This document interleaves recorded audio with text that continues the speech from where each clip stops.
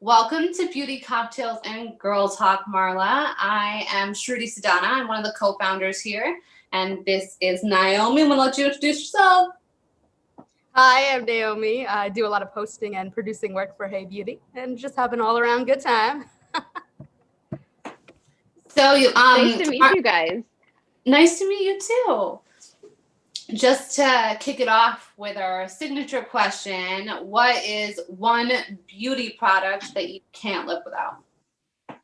Oh, that is such a hard one because I feel like that really ebbs and flows for me, depending on what my main issue is. For the moment, I would say right now there is a skincare line. I don't know if you guys have heard of her. Her name's Sonia Dakar. She's local facialist here in Los Angeles, but her line you can get, nationally or probably worldwide, I'm sure. But she has this balm and it's called the Blue Butterfly Balm, and you put it in your hands and you just put it all over your face, and it's really good for old ladies like myself who have very dry skin. That's something that happens to you as you get older. They don't really tell you that, but your skin just gets so dry. It's really sad. I drink a ton of water, nothing helps. Anyway, Blue Butterfly Balm. It looks like it'll break you out, but it doesn't. And it's just this, it smells so good and just feels so good. And I love it. I'm on my third jar since quarantine started. I mean, your skin looks amazing. So, if you're using Thank you. I too. Thank you very much. I definitely have some zits from wearing masks that I don't appreciate right now, but we got to do it. I can't see any, but if you say so. They're there. Thank you. If you had to quarantine for 24 hours with anyone, living or dead, who would it be? What would you do? And if you drink a cocktail, alcoholic, non-alcoholic, what would it be? Oh my gosh, this is a really hard one. Living or dead? I think it would probably, I think I would have a lot of fun if I got to quarantine with Howard Stern for 24 hours because I just really love him. I've always wanted to hang out with him. And I feel like we just have very similar, he would not want to quarantine with me because he's just has that same personality that I do where we just don't really want to hang out with anyone.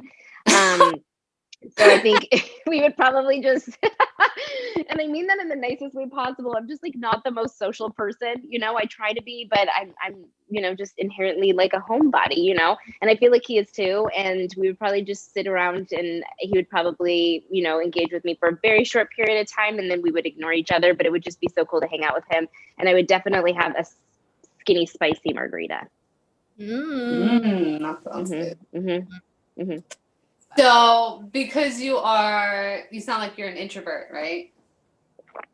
It's interesting because I am and I'm not. That's another thing that kind of ebbs and flows for me. I mean, obviously I am an artist, and so naturally I'm an extrovert and I like to, perform, and in that instance I am. But when I'm the social version of me and just my real self, I really don't like to go out. I don't like to, I'm not a party girl, I don't want to go to the bar. I'd rather have friends over for dinner or just have a smaller group of friends. I don't know why I'm like that. I've always just kind of been that way. I hear you. I swear I'm fun. I just like to have fun at home.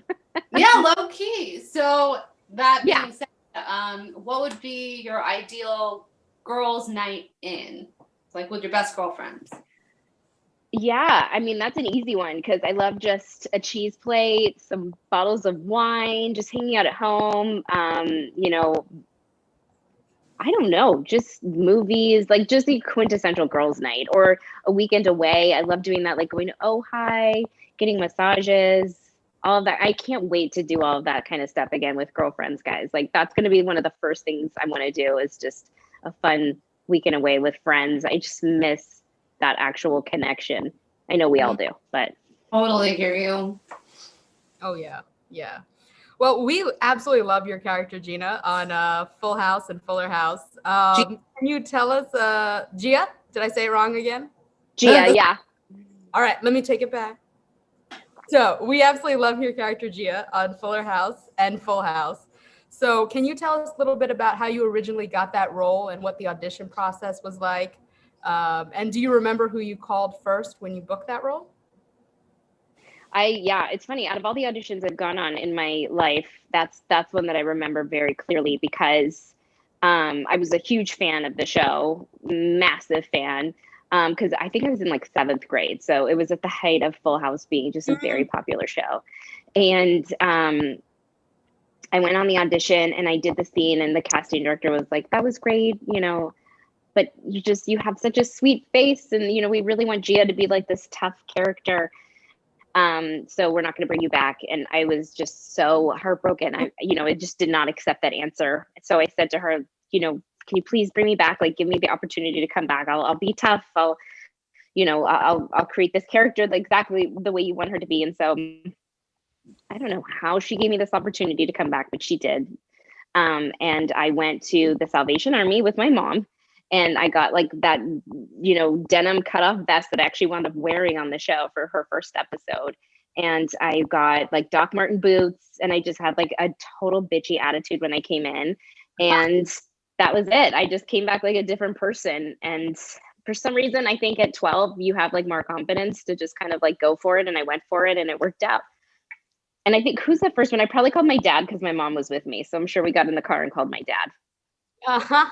Oh, nice. That sounds like it's just meant to be. And sometimes it's, like the times where you're like, oh, I don't think I'm going to get this is like when you least expect it. Yeah, exactly. And I think there's also, something to be said for just like really going for something. And if you really want it, you go after it. And sometimes it works out in your favor. Yeah, that's a great attitude to have. And then what was that experience like going back a second time to Fuller House? And who have you stayed in touch with out of the cast the most?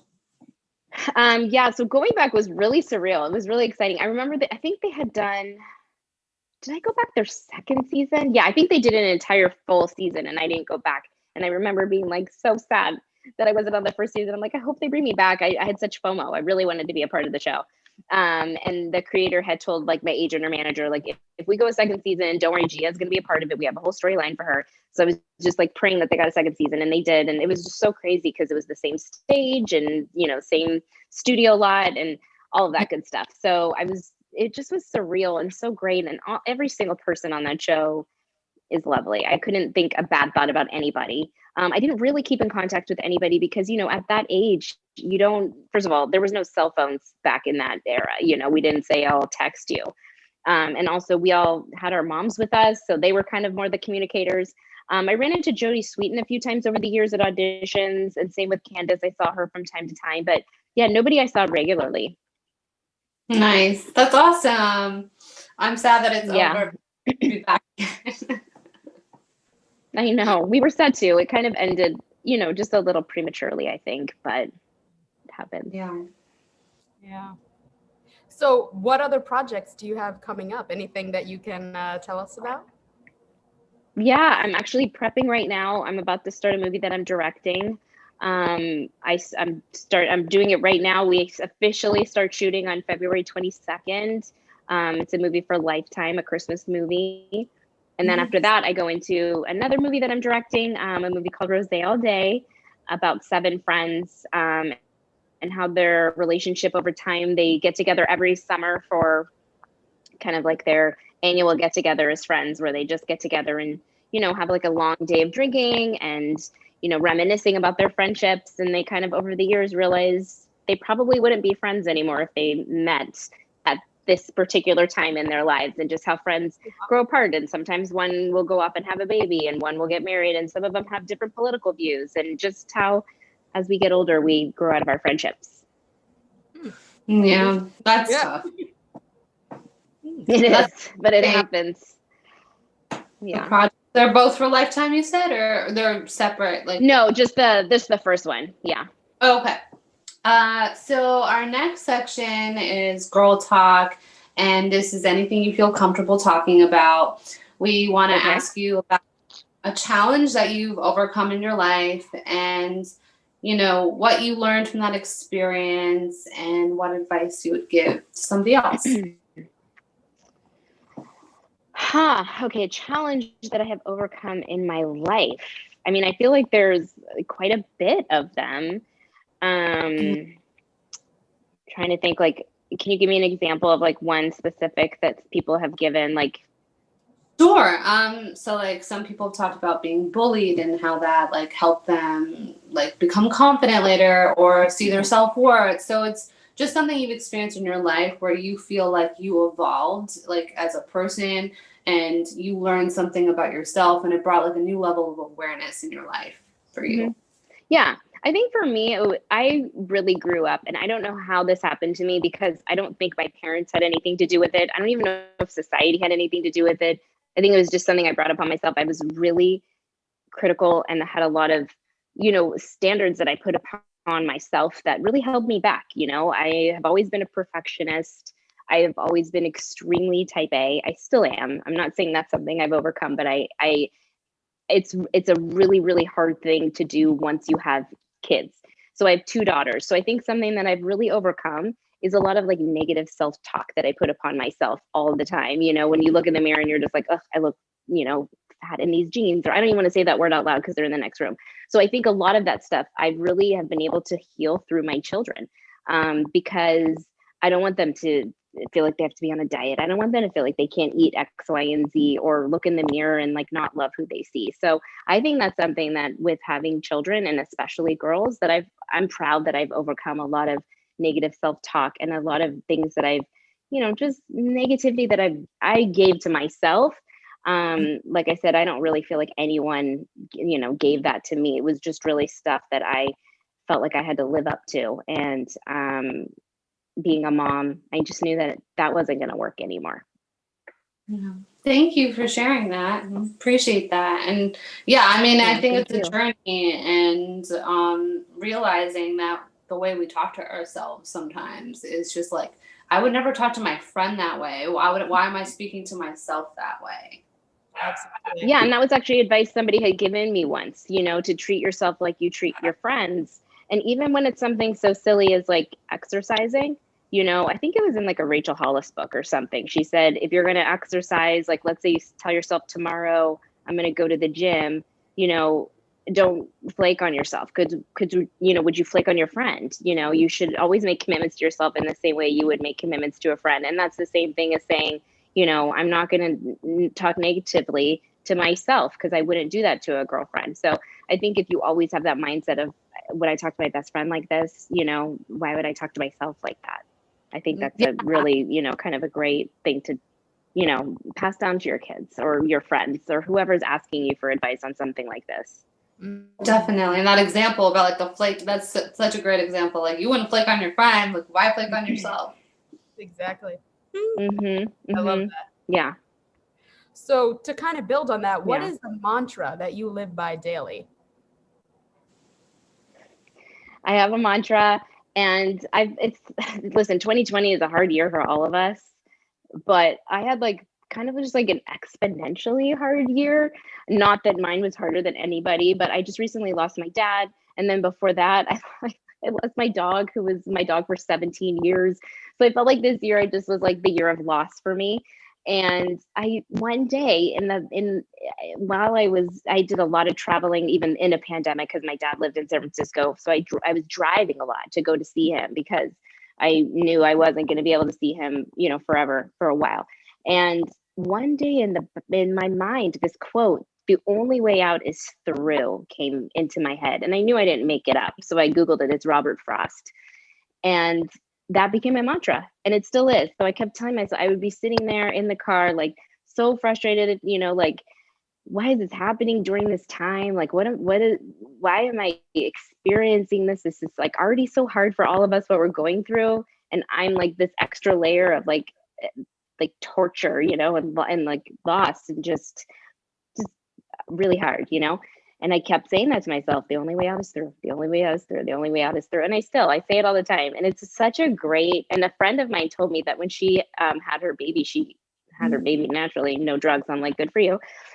She said that the doula told her the only way out is through. And when she told me that, I got chills. I was like, no, really? That's what I was telling myself this whole time. So anyway, that is my mantra for life. I want to get a tattoo, but it's too long. But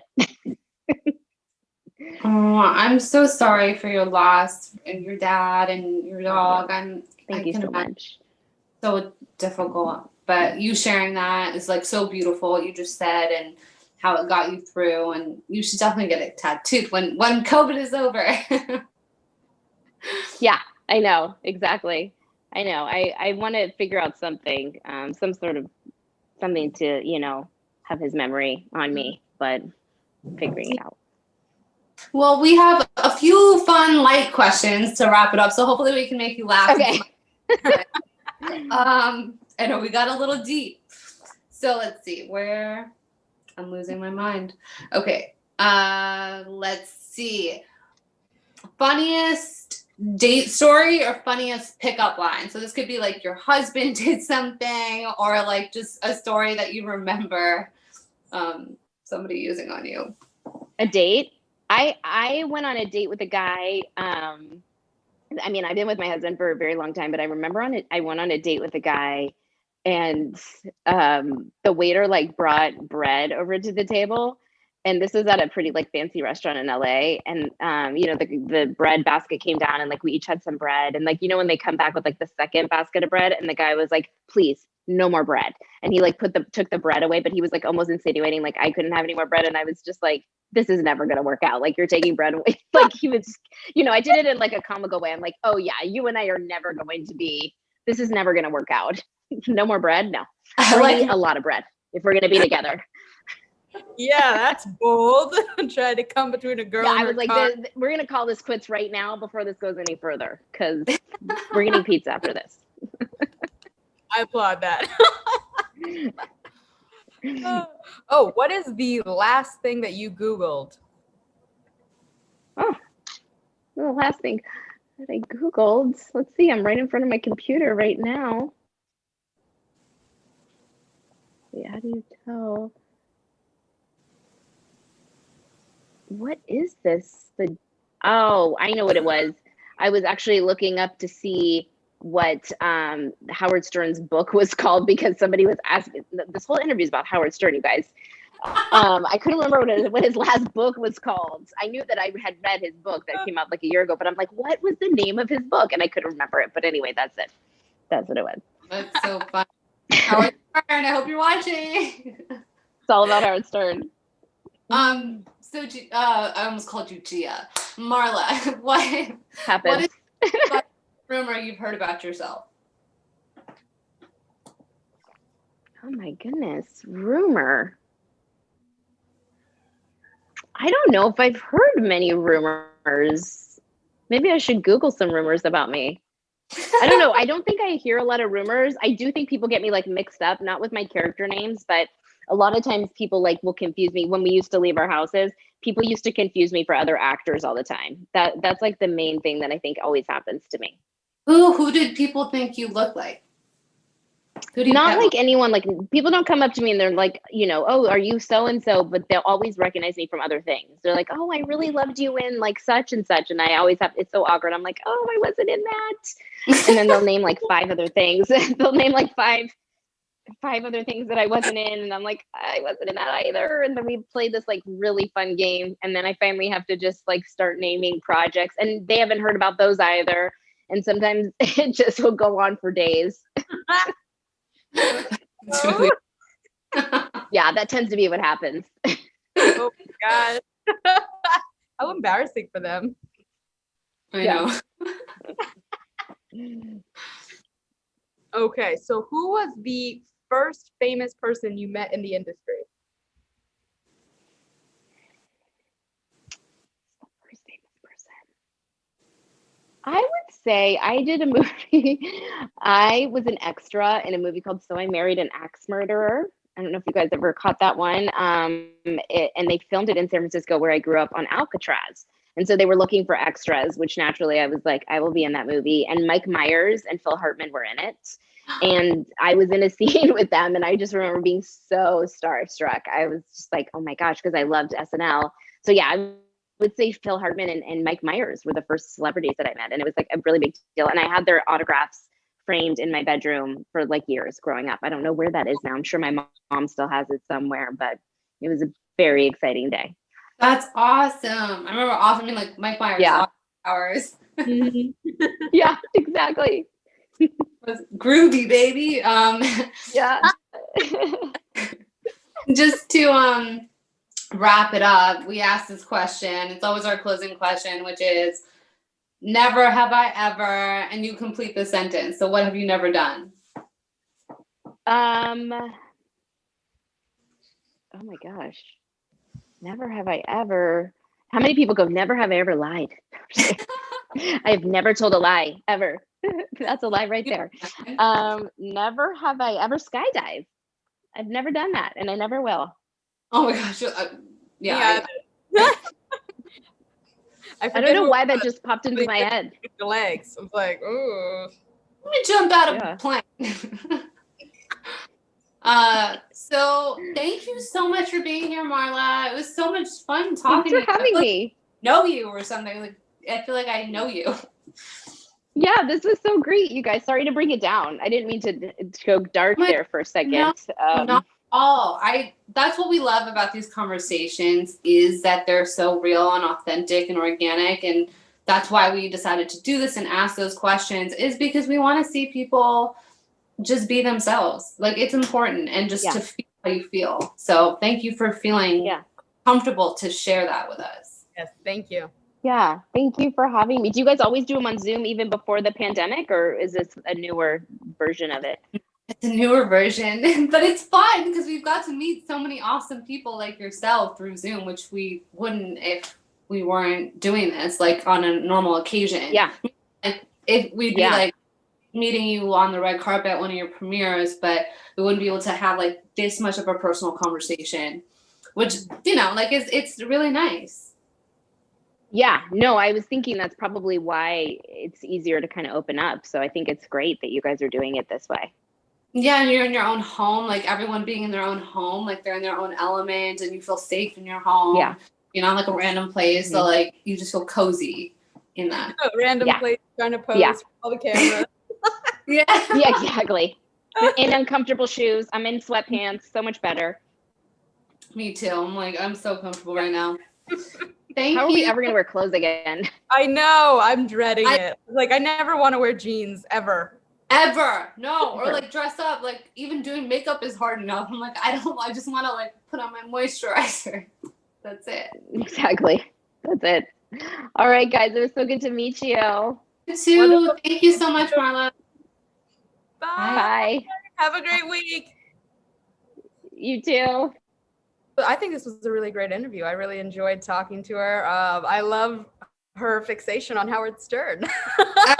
Oh, can you imagine if they like actually end up quarantining for like 24 hours and like end up becoming best friends or something? I think that would be hilarious. I honestly thought when she said when I asked her who was the first famous person she met, I was like, she's gonna say Howard Stern. Oh yeah, and then it was Mike Myers. Yeah. I can't believe she does get to chill with Howard Stern someday. That'd be I'm sure she will. And I wonder whatever happened to that guy that she went on a date with and like he wouldn't let her have bread. That is so bold. Oh my gosh. She's lucky he's lucky she was nice. Like, you know, somebody else would have been like She seems like she would be classy. Like I can imagine her being like, no, I don't think it's gonna work out, like jokingly, but like in her head being like, yeah, this is not gonna work out. Call the waiter back over, be like, actually, I would like another bread basket for myself. Just a whole one. Just for me. So Marla was amazing. I grew up watching Full House. I loved her as Gia and seeing her as in real life, like who she is.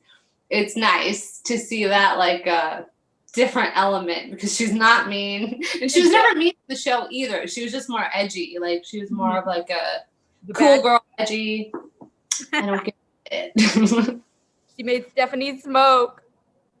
Oh yeah, that's right.